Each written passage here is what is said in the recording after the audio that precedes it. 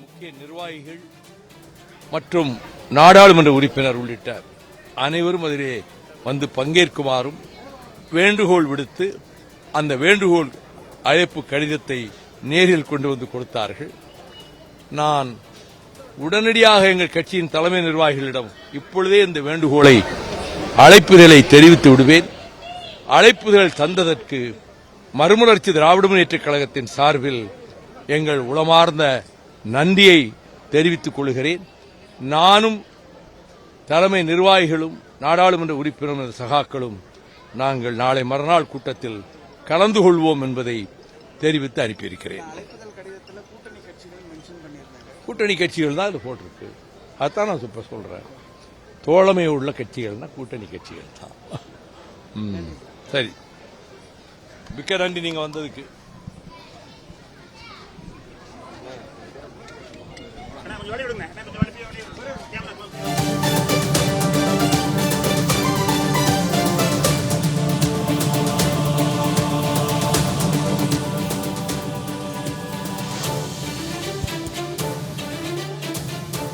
மதிமுக பொதுச் செயலாளர் வைகோவுடன் அமைச்சர்கள் ஆனந்த் மற்றும் ஆதவ் அர்ஜுனா சந்திப்பானது தற்போது நடைபெற்றுள்ளது.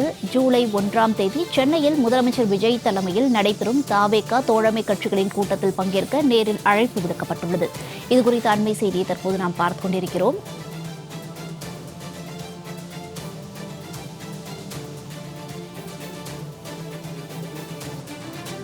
ஜூலை 1ஆம் தேதி தோழமைகள் கட்சி கூட்டத்திற்கு மதிமுகவிற்கு தற்போது அமைச்சர்கள் ஆதவ் அர்ஜுனா மற்றும் என் ஆனந்த் ஆகியோர் மதிமுக பொதுச் செயலாளர் வைகோவை நேரில் சந்தித்து அழைப்பு விடுத்துள்ளனர். இதுகுறித்த அண்மை செய்தியை தற்போது நாம் பார்த்துக் கொண்டிருக்கிறோம்.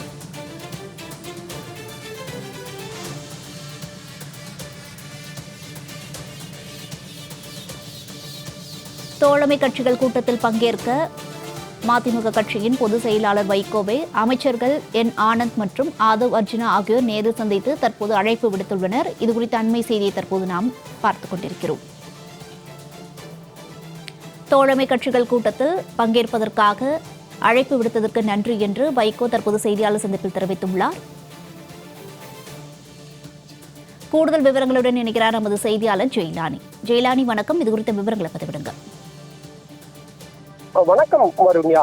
தமிழக வெற்றி கழகம் சார்பில் கட்சி ஆட்சி அமைப்பதற்காக ஆதரவு அளித்த கட்சியின் தலைவர்கள் அனைவரையும் அழைத்து சென்னை அடுத்து இருக்கக்கூடிய கோவளம் பகுதியில ஜூன் 1ஆம் தேதி ஒரு ஆலோசனை கூட்டம் நடத்துவதற்கு திட்டமிட்டிருக்கிறார்கள். இந்த ஆலோசனை கூட்டத்தில் கட்சியின் அடுத்த கட்ட நகர்வுகள் மற்றும் அரசின் செயல்பாடுகள் குறித்து விவாதிக்க இருப்பதாகவும் கூறப்படுகிறது. இந்த நிலையில ஒவ்வொரு தோழமை கட்சிகளுக்கும் இந்த கூட்டத்தில் பங்கேற்பதற்கான அழைப்புகளை அக்கட்சியின் மூத்த நிர்வாகிகளாக இருக்கக்கூடிய தமிழக வெற்றி கழகத்தின் பொதுச் செயலாளரும் நீர்வளத்துறை அமைச்சருமாக இருக்கக்கூடிய என் ஆனந்த் மற்றும் விளையாட்டுத்துறை அமைச்சராகவும் அக்கட்சியின் தேர்தல் மேலாண்மை பொதுச் செயலாளராகவும் இருக்கக்கூடிய ஆதவ் அர்ஜுனா ஆகியோரும் தொடர்ச்சியாக தலைவர்களை சந்தித்து அழைப்பு கடிதங்களை கொடுத்து வருகிறார்கள். நேற்றைய தினம் விடுதலை சிறுத்தைகள் கட்சியின் தலைவர் திருமாவளவனை நேரில் சந்தித்து அழைப்பு கொடுத்திருந்தார்கள்.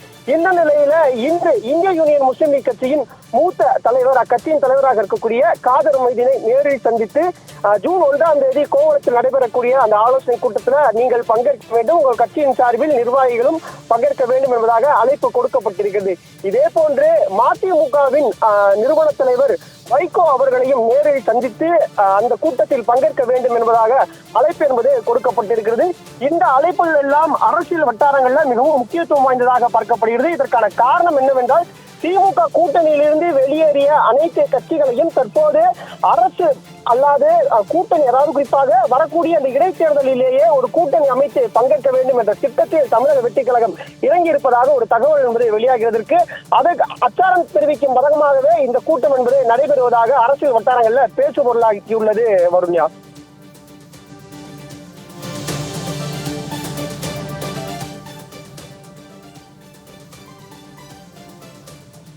ஜெயலானி, விவரங்களுக்கு நன்றி.